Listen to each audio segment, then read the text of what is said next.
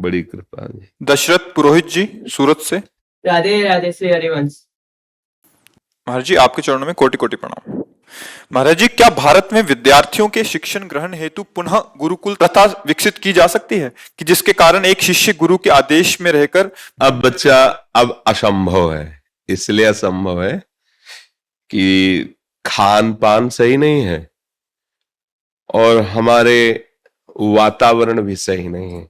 गुरुकुल में रहने का मतलब एक तपस्वी जीवन, ऐसे संस्कार ही नहीं डाले जा रहे हैं, अपने अंदर नहीं डाले जाए तो अपने बच्चों के अंदर कैसे आएंगे। वहां अनुशासन ही जीवन है। गुरुकुल का जो जीवन है वो अनुशासित जीवन है। अगर गुरु के वचन निकल गए तो वैसे ही अक्षरशः वैसे ही करना होगा। अब तो कहां है, टीचर के सामने उद्दंडता करते हैं फिर भी उनको दंड नहीं दे सकता, और गुरुकुल में ऐसा नहीं होता था। चाहे वो राजा का राजकुमार हो या एक गरीब का बालक हो, दोनों को एक ही अनुशासन में रहना होगा। तो अब नहीं हो सकता बच्चा, क्योंकि कलयुग का प्रभाव दिन प्रतिदिन बढ़ रहा है। कोई गुरुजनों की वैसी मर्यादा नहीं रख रहा, शास्त्रों की मर्यादा नहीं रख रहा, धर्म को जान नहीं रहे, मनमानी आचरण कर रहे हैं, तो गुरुकुल में वास करने लायक किसी भी तरह से कोई भी संयोग नहीं दिखाई दे रहा है। और दूसरा, जो गुरुजन होते वो माता पिता दोनों का प्यार उनको देते थे, क्योंकि वो अपने माता पिता से विलग रहा है ना गुरुकुल में, तो माता पिता का दोनों का प्यार वही दे सकता है जो काम विजयी है, क्रोध विजयी है, लोभ विजयी है, मोह विजयी है, जो अहम विजयी, षड विकार जित अनघ अकामा। ऐसे गुरुजन जो भगवदानंद में छके हुए हैं, वो शिष्य को दिव्य शास्त्री धर्म युक्त सद्गुण प्रदान करके परिपक्व करके भेजते थे। गृहस्थ में जाने पर भी उसके अंदर तपस्या, संयम, जितेंद्रियता, इसके सब सद्गुण रहते थे। अब दोनों बातें असंभव हैं।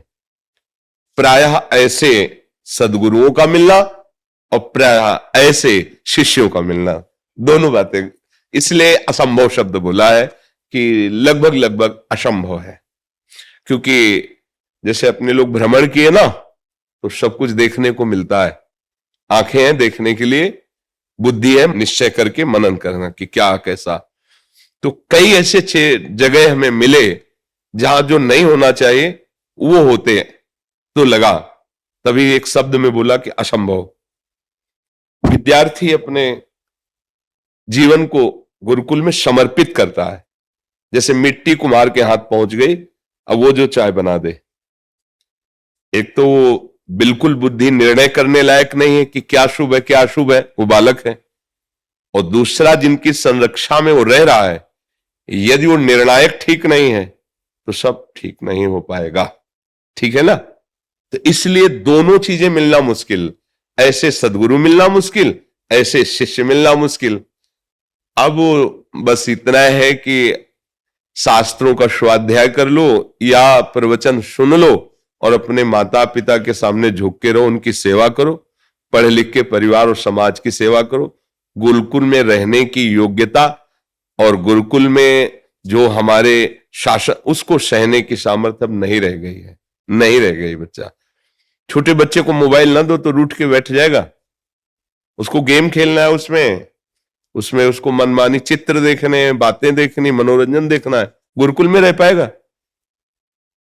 छोटा बच्चा अगर रो रहा होता है ना, तो माई मोबाइल चला के उसके पास वो चुप हो गया, मतलब संस्कार शुरू से पढ़ रहे हैं, मोबाइल के बिना नहीं रहे। गुरुकुल में मोबाइल तो नहीं चलेगा। गुरुकुल में तो द्वारिकाधीश भी और सुदामा जी भी एक ही पट्टी पे बैठे हुए हैं, और संदीपनी जी का जो आदेश होता है उसको भगवान वैसे ही मानते हैं जैसे सब बालकों को मानना होता है। अब ऐसी क्षमता नहीं रह गई।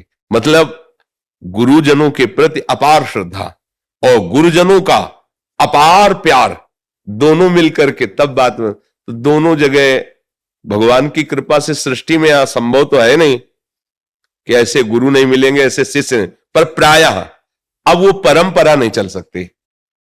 होंगे ऐसे महापुरुष हैं, ऐसे भी समर्पण करने वाले शिष्य हैं, पर बहुतायत नहीं है, इसलिए वो गुरुकुल की परंपरा अब नहीं चल सकती। तो ईमानदारी से स्कूल में अपने टीचर पर श्रद्धा रख करके और पढ़ लो, और माता पिता को भगवान मान करके उनकी सेवा कर लो, और समाज में सेवा के लिए जीवन उन्नतिमय बनाओ, इतना ही है। कलयुग है। अब वो कंदमूल फल कहाँ रह गए? जब वृक्ष ही काटे जा रहे हैं तो कंदमूल फल कहाँ? उर्वरक इतना फेंका जा रहा है अन्न में, अन्न की अधिक उपज के कारण, कि शरीरों को रोग ग्रसित कर रहा है अन्न। ये जो उर्वरक डाला जाता है ना, खाद वगैरह, केमिकल, उनको कीटनाशक केमिकल, वो प्रभाव पड़ता है उस पर, अन्न पर। वही हमारे अंदर जाकर कई तरह के रोग पैदा कर रहा है।